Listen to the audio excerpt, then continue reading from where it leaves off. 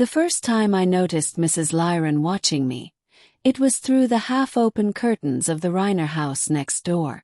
Their kind had moved into our human neighborhood just a year ago. Humanoid but with soft silver skin, faintly glowing eyes, and an elegance that made people stare without meaning to. My best friend, Cale Reiner, was one of them.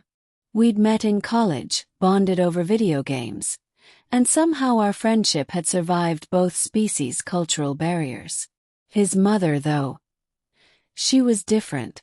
Mrs. Lyron was quiet, graceful, and unervingly perceptive. Every time I visited Cale, her gaze would linger just a little too long. Her lips would curl into something between curiosity and knowing amusement.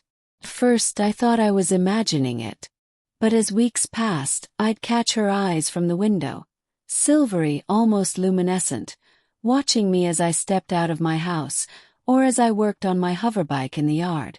Always silent, always studying me. One late afternoon, Cale messaged me that he'd be out of town for a few days on an academic trip. I shrugged it off, spent most of the evening editing a short video, and then stepped out for a walk. That's when my communicator pinged. Mrs. Lyron. Evan, would you mind coming over? I could use a hand with something. Her message caught me off guard. It wasn't strange for her to be polite. All Reiner were. But I'd never received a message from her directly. Curiosity won over hesitation. I walked next door, heart tapping faster than it should. When the door slid open, the scent of something sweet, like burnt honey and rain, met me. Mrs. Lyron stood there, dressed in a flowing silver robe that shimmered like liquid moonlight. Evan, she greeted softly. Thank you for coming. Her voice was melodic, calm, but it carried a strange weight that made my stomach tighten. You said you needed help. I asked, trying to sound casual. She smiled, faint, knowing. Yes, the climate adjuster is malfunctioning. I can't seem to stabilize the temperature. I followed her inside. The Reiner home was a fusion of alien architecture and human design. Metallic curves, floating orbs of light, and walls that pulsed faintly with bioluminescence. The air felt warmer than usual, almost humid. She led me to a small console near the living area. Here, she said, gesturing toward it. It keeps resetting. I crouched to look at the device. My fingers brushed the surface, and the panel lit up, symbols dancing across it. You're good with tech, she said quietly, standing behind me. Her voice was close, too close. I swallowed. Cale taught me some of it. She hummed almost approvingly. You remind me of him sometimes. But you're different. Softer maybe. More open. Her words drifted around me like smoke. I turned, and for the first time we were only inches apart. The silver in her eyes flickered, reflecting my face. Mrs. Lyron, I murmured, unsure what I was supposed to say. Call me Soraya, she whispered. Something charged filled the air, a static energy that wasn't entirely technological. I could hear the slow rhythm of her breathing, see the way her skin shimmered faintly under the soft light. I forced myself to step back, fiddling with the console again. The adjuster just needed a reset, I said, my voice a little shaky. She tilted her head, studying me. You're nervous. Just not used to being alone here. Her lips curved into a mysterious smile. No one's home, Evan. You can relax. That didn't help. After a moment, she moved to the table and poured 2 glasses of something golden and faintly steaming. Cale speaks highly of you, she said as she handed me one.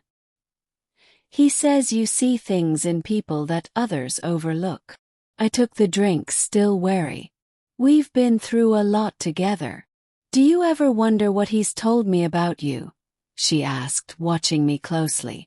I guess, not really. She leaned forward slightly, resting her chin on her hand. He told me you were lonely. That hit harder than I expected. I laughed, trying to brush it off. I guess I spend too much time alone. Comes with the job. Soraya nodded slowly, her gaze unreadable. In our culture, loneliness is considered a wound, something we heal through connection, through understanding. Her words hung heavy in the air. Then, unexpectedly, she reached out and placed her hand over mine. Her touch was warm, surprisingly human, yet something beneath her skin pulsed faintly, like a second heartbeat.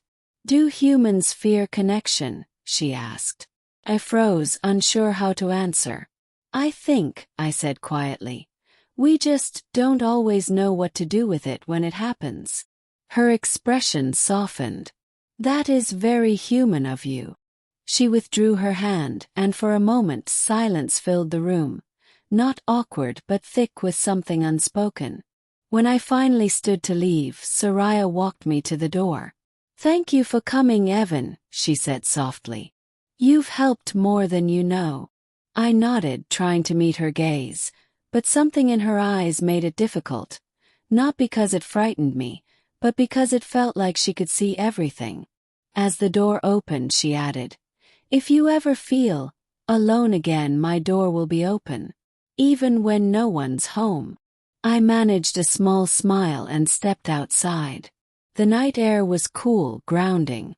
But as I reached my own porch, I glanced back, and there she was, still standing in the doorway, watching. Her silver eyes glowed faintly through the darkness. The next day, I couldn't stop thinking about it. About her. Every detail replayed. The way her voice lowered when she spoke my name, the way her gaze seemed to study not just my face, but something deeper. That night, I dreamed of silver light, of alien symbols I couldn't read, of hands that reached for me through glass. When I woke, my communicator buzzed.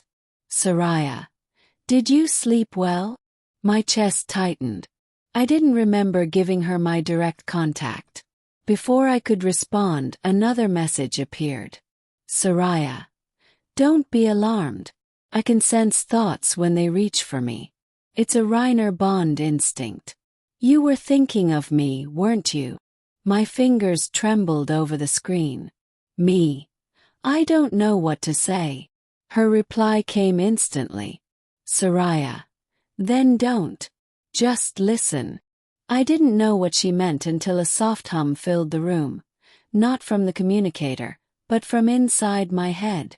A calm, melodic vibration, like a heartbeat syncing with mine. Her voice whispered faintly within it. "You're not alone, Evan. You never were." Then the hum faded. I sat there in silence for a long time, staring at the dim light of dawn spilling through the window. Outside, across the yard, the Reiner house remained dark and quiet. But I knew, without seeing, that somewhere inside Soraya was awake, watching, waiting. And though part of me wanted to run, another part couldn't stop listening for that faint hum, that alien rhythm that now lived somewhere inside me. 'Cause maybe, just maybe, I didn't want to be alone anymore.